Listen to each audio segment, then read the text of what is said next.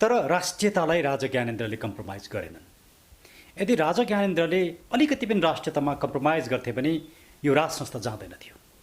त्यो कुरा धेरै बुद्धिजीवीहरूले र भारतीय मिडियाका भारतीय विश्लेषकहरूले मात्रै नभएर सत्ताका नजिक भएका व्यक्तिहरू र सुरक्षा निकायका व्यक्तिहरूले पनि बोलिसके।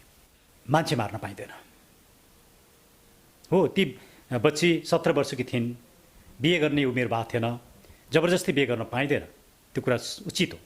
तर यसको अर्थ यो होइन कि खेद्ने, कुट्ने, पिट्ने, मार्ने काम गर्न पाइँदैन।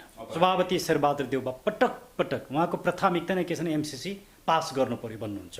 माओवादीलाई किन भारतले पृष्ठपोषण गर्यो? राजा ज्ञानेन्द्रलाई जतिसुकै विरोध गरिए तापनि मेरा पनि थुप्रै आपत्ति छन्। उहाँले लोकतन्त्रमाथि जुन हिर्काउने काम गर्नुभयो त्यसमा मेरो आपत्ति छ। तर राष्ट्रियतालाई राजा ज्ञानेन्द्रले कम्प्रोमाइज गरेनन्। हामी मण्डलामा गएको कुरा, सडकमा निस्केको कुरा, हामीले विरोध गरेका कुरा, हामीले जागरण गरेका कुराहरू असफल भएको छैन। पञ्चायतकालदेखि आजसम्म सत्तामा बस्ने व्यक्तिहरूको सम्पत्तिको छानबिन गरौँ र नागरिक आयोग बनाएर निष्पक्ष रूपमा कारबाही गरेर ती व्यक्तिहरूलाई कानुनको दायरामा ल्याउँ र मेकिङ नेपाल युट्युब च्यानलमा म अर्जुन शिवाकोटी यहाँहरूलाई स्वागत गर्दछु। हामीले पटक पटक देशका लागि गऱ्यौँ, राष्ट्रका लागि केही विचारहरू राख्यौँ र हामीले हेऱ्यौँ, हामी क्यामेरा लिएर बजारमा कुद्छौँ जहाँ जहिले पनि डाक्टर सुरेन्द्र भण्डारी लगायत 16-17 जनाको एउटा अभियन्ता टिम हुन्छ। लिपुलेखका लागि अगाडि बढ्छ, एमसीसी विरुद्धका लागि लाग्छ, अन्ततः धेरै काम हुँदाहुँदै सरकारले घोषणा गर्छ। अब हामी यसलाई पोजिटिभ रूपमा लिन्छौँ। तपाईँहरूको आवाज सुनिसक्यौँ, कृपया तपाईँहरू घरमा बसिदिनुहोस्। घरमा बसेको 2-3 दिन मात्रै के हुन्छ, नयाँ नक्सा चुप लाग्छ। अर्थात् इन्डियाबाट एकजना राजदूत आइसकेपछि, जसको नाम श्याम शरण छ, उहाँ आइसकेको भन्ने कुरा आइसकेपछि सबै कुरा बन्द हुन्छ र एमसीसी त बजेटको पूर्ण बजेटको अनुसूची 31 मा विदेशी सहयोग भनेर मैले मेरो फेसबुकमा पनि पोस्ट गरेको छु। यो यहाँहरूले देख्न पनि सक्नुहुन्छ, सर्च गरेर पनि देख्न सक्नुहुन्छ। यो सबै देखिसकेपछि डाक्टर सुरेन्द्र भण्डारी लगायत अभियन्ताले गरेको यत्रो लामो सङ्घर्ष, यति धेरै प्रहरीको नियन्त्रण, प्रत्येक दिन यो बेकार भयो। राष्ट्रका लागि गरेका सबै काम बेकार भएपछि फेरि हामी उहाँसँग पुगिरहेछौँ। तपाईँहरूको काम कहाँ गएर चुको, अर्थात् तपाईँहरू कहाँ गएर अल्मल्यायो सरकारले। यसै विषयमा कुराकानी गऱ्यो भनेर डाक्टर सुरेन्द्र भण्डारी हाम्रो समक्ष हुनुहुन्छ। सर्वप्रथम त यहाँलाई कार्यक्रममा स्वागत। हस् अर्जुन सर, धेरै धेरै धन्यवाद। धेरै सङ्घर्ष गर्नुभयो, प्रहरीका नियन्त्रणमा पनि पर्नुभयो, खाइ नपाई, कुदी नकुदी, भोकप्यास हरेक दिन मण्डलामा एउटा सङ्घर्ष भयो। अन्ततः परिणाम के भयो? परिणाम निराशाजनक छैन, किनकि नागरिकहरूमा चेतना आएको छ। नागरिकहरूले सरकारले गरेका गलत कामको हामीले जुन विरोध गऱ्यौँ त्यो कुरा बुझेका छन् र आज नागरिकले के बुझेका छन् भने यो सत्ता र यो सरकार राष्ट्र विरोधी भइसक्यो। यसले एमसीसी पनि पास गर्छ। कम्तीमा प्रतिपक्षले त गलत छ भन्नु पर्थ्यो नि। प्रतिपक्ष चाहिँ एमसीसी पास गर्नको लागि झन् बेसी दबाब दिन्छ। सभापति शेरबहादुर देउबा पटक पटक उहाँको प्राथमिकता नै के छ भने एमसीसी पास गर्नु पर्यो भन्नुहुन्छ। यस किसिमको राजनीतिक दुर्दशा र यहाँले अघि पनि भनिसक्नुभयो, हुन त संविधानको संशोधन प्रस्ताव पेश भएको छ, संशोधन होला।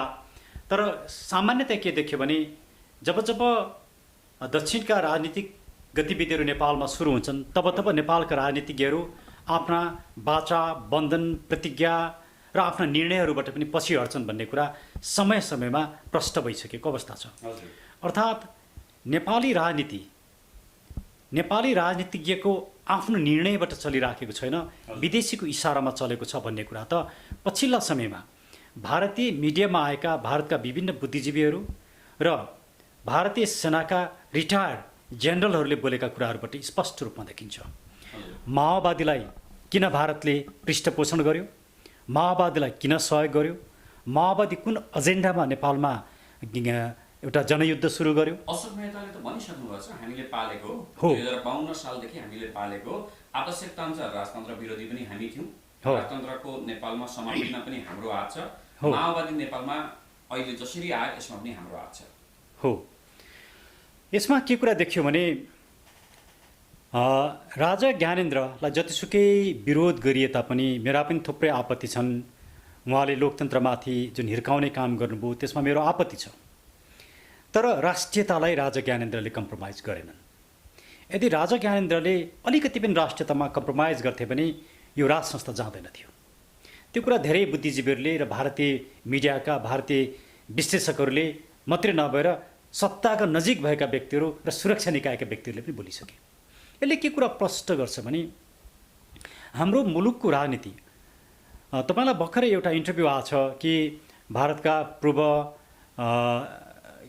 भारतीय खुफिया एजेन्सीका एकजना मुख्य व्यक्ति रहका एकजना मुख्य व्यक्तिको इन्टरभ्यू आएको छ र उनले के भनेका छन् प्रष्ट रूपमा भने भारतले सधैँ सफ्ट पावर युज गरेर नेपालको पोलिटिक्स र पोलिटिकल लिडरहरूलाई इन्फ्लुएन्स गर्ने काम गर्यो र आफ्नो किसिमको आफ्नो हितमा निर्णय गराउने काम गर्यो। तर अब नेपाल त्योभन्दा बाहिर जान सक्ने खतरा बढ्यो भन्नु उनले भने। त्यो किन बढ्यो भने अब नेपालका सत्ताधारीहरू, सत्तामा बस्ने व्यक्तिहरूको विरुद्धमा नेपाली नागरिकहरू सचेत भइसके। त्यसैले हामी मण्डलामा गएको कुरा, म यहाँको प्रश्नको जवाब दिउँ, हामी मण्डलामा गएको कुरा, सडकमा निस्केको कुरा, हामीले विरोध गरेका कुरा, हामीले जागरण गरेका कुराहरू असफल भएको छैन। म त धेरै हदसम्म हामी सफल भयौँ भन्ने लाग्छ, किनकि हामीले तीनटा कुरा स्पष्ट रूपमा लिएर आयौँ। किन हामी सडकमा आयौँ भने भ्रष्टाचारको अन्त्य हुनुपर्छ र यो सत्ता र सरकारले भ्रष्टाचारको अन्त्य गर्दैन, त्यसैले यसको विकल्प चाहिन्छ। राष्ट्रियता कमजोर भयो, यो सरकार र सत्ताले राष्ट्रियता बचाउँदैन, राजनीतिलाई व्यापारीकरण बन्न पाइँदैन। हामीले यो जुन तीनटा एजेन्डा सार्यौँ आज मुलुकमा स्थापित भएको छ। हामीले भन्यौँ पञ्चायतकालदेखि आजसम्म सत्तामा बस्ने व्यक्तिहरूको सम्पत्तिको छानबिन गरौँ र नागरिक आयोग बनाएर निष्पक्ष रूपमा कारबाही गरेर ती व्यक्तिहरूलाई कानुनको दायरामा ल्याउँ र उनीहरूको सम्पत्ति जफत गरेर शिक्षा, स्वास्थ्य, युवाहरूको रोजगारी जस्ता विषयमा लगाउँ। यहाँले यो भन्दै गर्दा पनि हामीले देख्छौँ अहिले पूर्ण बजेटको अनुसूची 31मा त एमसिसीको रकम त भित्रै खेकेको छ, मात्र कार्यान्वयन हुन बाँकी छ। यो कुराले लाग्दैन। हिजो मात्रै कम्युनिस्ट पार्टीको बैठक बसिरहेको थियो, पार्टीको सरकारको नभएर पार्टीको, त्यसमा झलनाथ खनाल र केही सीमित व्यक्तिले मात्रै विरोध गरेको देखिन्छ, अरूले जति सक्दो छिटो भित्र्याउने उद्देश्य देखिन्छ। यसले देखिन्छ अझै यो रोकिने सम्भावना छ त? एमसिसी भित्रिने नभित्रिने सम्भावना छ त नेपालमा? शासकहरू यो एमसिसी भित्राउन चाहिराखेका छन्। ती प्रधानमन्त्री खड्गप्रसाद ओली हुन् या प्रचण्ड हुन् या शेरबहादुर देउबा हुन् या जो नेताहरू छन् उनीहरू एमसिसीको पक्षमा छन्। केही नेताहरू जस्तो भीमराव जस्ता केही व्यक्तिहरू या झलनाथ खनाल जस्ता केही व्यक्तिहरू एमसिसीको विपक्षमा देखा परे। मूलत तपाईँले नेपालको कम्युनिस्ट पार्टीको इतिहासलाई हेर्नुभयो भने उनीहरू भारतीय विस्तारवाद भनेर भारतको विरोध गरेर, अमेरिकी साम्राज्यवाद भनेर अमेरिकाको विरोध गरेर उदाएका शक्ति। आज उनीहरू भारत र अमेरिकासँगै गला मिलाइराखेका छन्। कहाँ गयो त्यो भारतीय विस्तारवाद? कहाँ गयो त्यो अमेरिकी साम्राज्यवाद? जब जब मुलुकको अस्मितामाथि, सार्वभौम सत्तामाथि एमसिसीले यति ठुलो प्रभाव पारिरहेछ, सार्वभौम सत्ताको विरुद्धमा एमसिसी छ, हामीले त के भनेका हौँ भने ठिक छ, हामीलाई विदेशी मित्र राष्ट्रहरूको ग्रान्ट्स अनुदान चाहिन्छ, त्यो एमसिसीलाई परिवर्तन गरौँ न, एमसिसीलाई मुलुकको हितमा परिमार्जन गरौँ न। किन उहाँहरू त्यति कुरो पनि मान्न तयार हुनुहुन्न? परिमार्जन किन गर्न चाहनुहुन्न? उहाँहरू भन्नुहुन्छ अनि यो त परिमार्जन हुँदैन, अरू देशमा पनि यस्तै छ। गलत। किनभने मैले विभिन्न देशमा भएका एमसिसीका अग्रिमेन्टहरू मैले अध्ययन गरेको छु। यो एउटा टेम्प्लेट होइन, सबैतिर एकै किसिमको छैन। श्रीलङ्कामै भन्नुहोस् न, श्रीलङ्कामा उनीहरूले संशोधन गर्न सके र श्रीलङ्काको संविधानलाई एमसिसीले ओभरटेक गर्न पाउँदैन भन्ने कुरो राख्न सके। हामी किन सक्दैनौँ? किनकि हाम्रा यी राजनीतिक नेताहरू र अहिलेका ठुला राजनीतिक दलहरू विदेशीको इसारामा चल्छन्। उनीहरू विदेशीलाई खुसी पारेर सत्तामा बस्न चाहन्छन्। हाम्रो सत्ता नै स्वतन्त्र भएन, हाम्रो राजनीति नै विदेशीको हस्तक्षेपबाट चल्यो, स्वतन्त्र भएन, स्वाधीन भएन। त्यसैले अबको मुभमेन्ट, अबको मुलुकको निकास भनेको चाहिँ के हो भने एउटा राष्ट्रियतामा आधारित, लोकतन्त्रमा आधारित र राजनीतिलाई शुद्धिकरण गर्ने अबको राजनीतिक विकल्प नै अबको विकल्प हो। एउटा प्रश्न गर्न चाहे, मलाई थाहा छ मैले इन्टरभ्यू लिँदै गर्दा बौद्धिक मानिस अथवा यहाँसँग लिएर छु र यो प्रश्न पनि एमसिसीको 1 धारा 3 को दफा 3.2 मा सम्पूर्ण बौद्धिक सम्पत्ति अमेरिकाको पूर्ण अधिकार हुनेछ लेखेको छ। हजुर। अर्थात् के यहाँहरू सबै अमेरिकाले लाने कि सम्पत्ति मात्रै लाने कि? मैले पनि बुझ्ने हो। होइन, बौद्धिक सम्पत्ति भनेको इन्टेलेक्चुअल प्रपर्टी हो। इन्टेलेक्चुअल प्रपर्टी भनेको चाहिँ पेटेन्ट, डिजाइन, ट्रेडमार्क, कपिराइट लगायतका। यसमा व्यक्ति पर्दैन। यसमा त्यो इन्ट्यान्जिबल प्रपर्टी हो। कुनै इन्भेन्सन गरिन्छ भने त्यो इन्भेन्सन कुनै नयाँ कुरा बनाइन्छ, कुनै प्रवृत्ति बनाइन्छ भने ती कुराहरू हुन्। अब यसमा चाहिँ कुनै पनि नयाँ किसिमको खोज, कुनै पनि नयाँ किसिमको प्रवृत्ति यो विषयमा बनाउँदाखेरि त्यो अमेरिकाले पेटेन्ट गरेर लिएर जाने या अन्य किसिमले उसको बौद्धिक सम्पत्ति प्राप्त हुने भनेर भनिएको छ। यो आफैमा आपत्तिजनक छ। किन आपत्तिजनक छ भने यो त ग्रान्ट हो, नेपाललाई दिएको अनुदान हो, यो लगानी होइन, यो व्यापार होइन।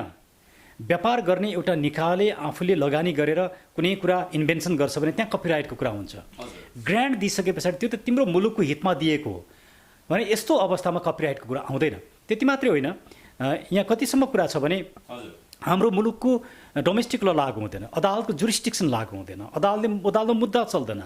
भोलि यो एमसिसीको नाममा चाहेको खण्डमा जहिले पनि कोल्याप्स गरेर ऊ फर्किन सक्छ, तर नेपाली सरकारले चाहेको खण्डमा एमसिसीलाई केही पनि गर्न सक्दैन। भोलि मान्नुहोस् एमसिसीमा संलग्न व्यक्तिले कुनै अपराध गरे, ज्यान मारे या रेप गरे, उनीहरूलाई हाम्रो अदालतमा मुद्दा चलाउन सकिँदैन। उहाँको नागरिकतासम्म सोध्न पाइँदैन सर।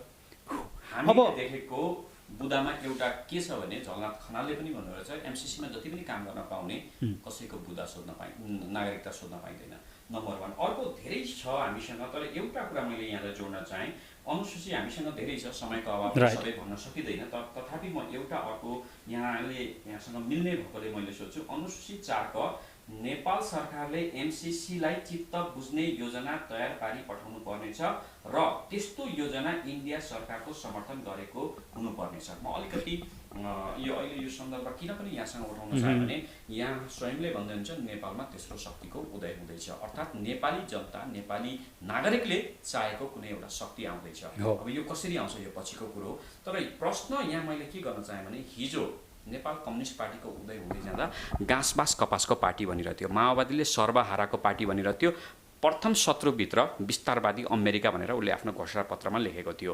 आज साम्राज्यवाद अमेरिकालाई फकाउँदै जाँदा उसको प्रथम शत्रु विस्तारवाद भारतसँग हामीले किन सोध्ने? ल एमसिसी चाहिँ पास भयो, अनुमोदन जे चाहियो एमसिसीले भने बमोजिम गर्नुपर्नेछ नेपाल सरकारले, र भारत सरकारलाई पनि चित्त बुझाउनु पर्नेछ। वाट इज यो भनाइले कि पहिलो कुरा चाहिँ के हो भने कि त यो 3टा देशको बिचको सन्धि हुनु पर्यो। यो भारत, नेपाल र अमेरिका बिचको होइन, यो नेपाल र अमेरिका बिचको हो। त्यसैले यदि भारतसँग गर्नुपर्छ भने त्यो नेपालले गर्ने कुरा हो, यसमा लेख्ने कुरा होइन। पहिलो कुरा त्यो नै फल्टी छ। दोस्रो कुरा के छ भने यो देखिँदाखेरि एउटा कमर्सियल कन्ट्र्याक्ट जस्तो देखिन्छ, सम्झौता जस्तो देखिन्छ भने अर्कोतिर यसलाई अन्तर्राष्ट्रिय कानुनको दायरामा पनि ल्याउने कोसिस गरिरहेको छ। एउटा 2टा देशका बिचमा भएको ट्रिटी जस्तो पनि देखाएको छ। कानुनी रूपमा यो धेरै फल्टी छ, किनकि एउटा कमर्सियल ट्रिटीले क्रिमिनल लको जुरिस्टिक्सनलाई अभोइड गर्न सक्दैन, क्रिमिनल ललाई नमान्ने भन्ने कुरा हुँदैन। कतिपय सिभिल लका कुराहरूलाई आर्बिट्रेसनमा लान सकिन्छ, कुन देशको कानुन लागु हुने भन्ने कुरा गर्न सकिन्छ। तर अमेरिका र नेपालले गरेको व्यापार होइन, यो कमर्स ट्रिटी होइन, यो कमर्सियल कन्ट्र्याक्ट पनि होइन, एउटा 2टा देशका बिचमा भएको एउटा अग्रिमेन्ट हो। अब तर यो साँच्चीकै इन्टरनेसनल ल अन्तर्गतको अग्रिमेन्ट हो कि इन्टरनेसनल ल अप्लाई हुने हो कि यसमा प्राइभेट इन्टरनेसनल ल अप्लाई हुने हो कि यो कमर्सियल कन्ट्र्याक्ट हो कि भन्ने विषयमा कुनै स्पष्टता छैन। यो जसरी ड्राफ्ट भएको छ यसमा ठुलो लिगल कन्फ्युजन, एउटा लिगल प्रब्लम छ, यसमा फुल अफ लिगल कन्फ्युजन र प्रब्लम छ। त्यति मात्रै त्यो त आफ्नो ठाउँमा छँदैछ। तर मुख्य सवाल के हो भन्दाखेरि नेपालको सार्वभौम सत्ता 2टा कारणले, यस्ता थुप्रै कारण छ, म 2टा कारण मात्रै भन्छु। एउटा चाहिँ एमसिसी र नेपाली कानुन बाजेको खण्डमा एमसिसी नै लागु हुन्छ, चाहिँ नेपालको संविधान पनि लागु हुँदैन, नेपालको क्रिमिनल ल पनि लागु हुँदैन, सिभिल ल पनि लागु हुँदैन। यो भनेको सार्वभौम सत्ता भनेको के भने आफ्नो मुलुकभित्र हुने प्रत्येक गतिविधिमा, आफ्नो मुलुकभित्र आउने प्रत्येक विदेशी नागरिकमा पनि त्यो देशको कानुन लागु हुन्छ। त्यसलाई सार्वभौम सत्ता, सबरेन्टी भनेर भनिन्छ। मान्छे एमसिसीमा चाहिँ यो लागु नै नहुनेपछि एमसिसी इट्स अ छुट्टै आइल्यान्ड, एउटा अर्कै छुट्टै सबरेन आइल्यान्ड हो। हाम्रो कानुनभन्दा पनि यो चाहिँ सुप्रिम हुन्छ, यो कुरा स्वीकार गर्न सकिँदैन एउटा सबरेन कन्ट्रीको नागरिकको हैसियतले। दोस्रो कुरा नेपाली अदालतको क्षेत्राधिकारै लागु नहुने। ठिक छ, यसलाई त सिम्पली के भन्न सकिन्छ भने यसलाई संसदबाट पारित गर्न पनि पर्दैन, एउटा कमर्सियल कन्ट्र्याक्टको रूपमा गरौँ, नेपाल विद्युत प्राधिकरण र उनीहरूको त्यो एमसिसी कर्पोरेसनको बिचमा एउटा सम्झौता गरौँ न। यसको सबभन्दा अप्रोप्रिएट निकाय त नेपाल विद्युत प्राधिकरण हो र उनीहरूको बिचमा भएको कन्ट्र्याक्टमा खालि 1 पेजको बनाए हुन्छ। यो ग्रान्ट नेपाललाई दिएको छ र यो ग्रान्टको रकम चाहिँ यो जुन उद्देश्यले दिएको त्योभन्दा अन्य कुनै कुरामा लागु हुने छैन, सिद्धो, बस द्याट्स अल। यहाँ यी सबै कुरा लेखिरहनु जरुरी नै छैन। यो झन्डै कति 80 पेज 80 पेज बराबरको छ। हजुर हजुर यो 80 पेजको यो सम्झौता बनाउन जरुरी नै छैन। यसमा सम्झौता मध्ये एउटा सबैभन्दा राष्ट्रघाती सम्झौता मध्ये एउटा देशैलाई सानो बनाउने, देशैको इज्जत गुमाउने एउटा काम भएको देख्दछौँ हामी। जस्तो अमेरिकाको तर्फबाट एकजना कर्मचारीले सिग्नेचर गर्नु, नेपालको अर्थमन्त्रीले सिग्नेचर हो। गर्नु, यो राष्ट्रको बेइज्जत होइन, यो राष्ट्र यो विरोधी काम होइन। यो पोर्टफोलियो नै मिल्दैन। मैले त्यसैले भने नि यसको अप्रोप्रिएट एजेन्सी भनेको चाहिँ नेपाल विद्युत प्राधिकरण हो। तर नेपाल विद्युत प्राधिकरणलाई कम्प्लिटली अभोइड गरिएको छ र भोलि त्यो ट्रान्सफर लाइन बनिसके पछाडि पनि त्यहाँ बिजुली ट्रान्सफर गर्नको लागि चाहिँ प्राइभेट कम्पनीलाई दिइन्छ। यो हाम्रो राष्ट्रिय हित विपरीत छ। त्यहाँ अहिलेका दलका नेताका नजिकका उनीहरूका आफ्ना कम्पनी, उनीहरूका आफ्ना मान्छेका कम्पनी, तिनीहरूले त्यहाँ बिडिङ गर्छ र उनीहरूले पाउँछन्। अमेरिकाले ग्रान्ट गर्ने, नेपालले त्यसको 33% नेपालको पनि लगानी हुने र यसको बेनिफिट कसले पाउने? केही प्राइभेट कम्पनीहरूले पाउने। यस्तो किसिमको सिङ्गो राष्ट्रिय हित विपरीत, मुलुकको हित विपरीत गर्न लागिरहेको यो एमसिसी स्वीकार गर्न सकिँदैन। अर्को कुरा, र ठिक छ यसलाई स्वीकार गरौँ, तर यसका राष्ट्र विरोधी प्रावधानहरूलाई संशोधन गरौँ न, परिमार्जन गरौँ न। किन त्यसको लागि सरकार तयार छैन? यसबाट नै के देखिन्छ भने यो सत्ता र सरकार, यी सबै दलहरू राष्ट्र विरोधी भइसके, यिनीहरूबाट मुलुकको हित हुँदैन, यो प्रष्ट भइसक्यो। त्यसैले एमसिसी यदि परिमार्जन हुन्छ भने व्यापक रूपमा एउटा छलफल गरौँ, एउटा आयोग बनाऊँ, जसरी श्रीलङ्कामा बन्यो। नागरिकहरूको पनि विचार लिउँ, यो कति ठिक छ कति बेठिक छ छलफल गरौँ, ठिक कुरालाई स्वीकार गरौँ, बेठिक कुरालाई परिमार्जन गरौँ। किन अमेरिका बेठिक कुरा परिमार्जन गर्न तयार नहुने? कि अमेरिकाले हामीलाई दबाब दिनुपर्ने हो र? अमेरिकन एउटा डेमोक्रेटिक कन्ट्री होइन। यदि आफूलाई डेमोक्रेटिक कन्ट्री भन्छ भने नेपाली नागरिकहरूको भोइस सुन्नुपर्छ कि पर्दैन? त्यो कुरोको बारेमा गभर्मेन्टले किन अमेरिकासँग नेगोसिएसन गर्न सक्दैन? हामी एउटा डेमोक्रेटिक कन्ट्री हौँ, तिमी पनि डेमोक्रेटिक कन्ट्री हो, हाम्रा नागरिकको भोइस हामीले सुन्नुपर्छ, किन भन्न सक्दैन? नागरिकलाई गुमराहमा राख्ने, नागरिकलाई छक्याउने, झुक्क्याउने, अनि संसदमा विभिन्न किसिमले यतिसम्म यहाँले नै अघि भनिसक्नुभयो कि बजेटको अनुसूचीसम्ममा यो कुरा राखेर ल्याइएको छ। त यस्ता किसिमका घुमाउरो किसिमले, नागरिकलाई छल्ने किसिमले सरकार जब उत्रिन्छ, सरकारले आफ्ना क्रियाकलाप देखाउँछ, त्यसले के कुरा प्रमाणित गर्दछ भने यो मुलुक सङ्कटमा छ। ल यो सँगसँगै एउटा अन्तिम एमसिसी सम्बन्धी एउटा अन्तिम प्रश्न गर्न चाहेँ। ल मानौँ विरोध धेरै भयो, आजदेखि पनि यहाँ फेरि मैले सुनेअनुसार फेरि केही समयमा मण्डला पनि जाँदै हुन्छ यसको लागि। हो, 15 मिनट पछाडि हामी जाँदैछौँ। 15 मिनट पछाडि जाँदै हुन्छ। ल मानौँ यहाँ पनि जानुभयो, अन्य अभियन्ता पनि आउनुभयो, अन्ततः एमसिसी पास भयो, पनि संशोधन गरेन। अब हुन्छ कि हामी गर्छौँ कि नेपाली जनताले बुझ्ने के? यो विषयमा हामीले गम्भीरतापूर्वक सोच्नुपर्छ। एमसिसी पास गर्न हुँदैन, तर पास गरे भने के गर्ने? नागरिकहरू सडकमा आउनु पर्यो, यो सरकारलाई फाल्नु पर्यो, यो राष्ट्रद्रोही सरकारलाई फाल्नु पर्यो। यसैको उद्देश्य त होइन? लकडाउन आज विश्व बजारमा कम हुँदै गइरहेछ। डब्ल्युएचओले भने तपाईँ आफ्नो डिस्टेन्स आफै गर्नु, आफ्नो सेफ्टी आफै हेर्नुहोस्, र यो सामान्य ज्वरो, फिभर र अन्य रोग जस्तै सधैँका लागि पनि आउन सक्छ भन्दै गर्दा नेपाल सरकारले फेरि 16 दिन थपेको छ। यो त स्पष्टै छ, किनकि हो, किन कोभिडको न भ्याक्सिन छ, न कुनै औषधि छ, कहिलेसम्म लकडाउन गर्ने? आखिर घरमा बस्ने भनेको त के रहेछ भने सोसल डिस्टेन्स मेन्टेन गर्ने न। एक्ज्याक्टली हो। घरमा बस्ने भनेको के? लकडाउन भनेको सोसल डिस्टेन्स मेन्टेन गर भन्ने नै हो। अहिलेसम्म हामीले गरेको प्र्याक्टिस यसबाट बस्ने भनेको सोसल डिस्टेन्सिङ हो। सोसल डिस्टेन्सिङ त बाहिर निस्केर पनि, काममा निस्केर पनि त सोसल डिस्टेन्सिङ हुन्छ नि। मास्क लगाउन सकिन्छ भने त कतिपय डक्टरले भनिरहेछन् मास्क चाहिँ स्वास्थ्यको लागि घातक छ भनेर पनि भनिरहेछन्। त्यसको विषयमा छुट्टै चर्चा गरौँला, यो मेरो आफ्नो क्षेत्र होइन। तर अहिले हामीले भन्न खोजेको कुरो के हो भने जब मुलुक सङ्कटमा पर्छ तब हामीले सोसल डिस्टेन्सिङ मेन्टेन गरेर भए पनि अब सडकमा निस्किनुको विकल्प छैन। अहिले पनि हामी 15 मिनट पछाडि मण्डलामा जाँदैछौँ एमसिसीकै विरुद्धमा नो एमसिसी भनेर। र यहाँले जुन समय दिनुभयो यहाँको कार्यक्रमको लागि म यहाँलाई हजुर प्रश्न गर्न चाहन्छु। यो जाजरकोट सम्बन्धी जुन जनार्दन शर्माले पनि कथावस्तु नहेरिकन, प्रहरीले दिएको रिपोर्ट नहेरिकन बचाउ अभियानमा लाग्नुभएको छ, जाजरकोट कुनै अनियमितता हुने सम्भावना देख्नुहुन्छ कि हुँदैन? जाजरकोटको वास्तविक सत्य तथ्य बाहिर आउनुपर्छ। सम्पूर्ण नेपाली नागरिकलाई कुरो थाहा हुनुपर्छ। दुवै पक्षका कमी कमजोरी छन्, ती कमी कमजोरी पनि आउनुपर्छ। तर कमी कमजोरी हुँदैमा मान्छे मार्न पाइँदैन। हो, ती बच्ची 17 वर्षकी थिइन्, बिहे गर्ने उमेर भएको थिएन, जबरजस्ती बिहे गर्न पाइँदैन, त्यो कुरा उचित हो। तर यसको अर्थ यो होइन कि खेद्ने, कुट्ने, पिट्ने, मार्ने काम गर्न पाइँदैन।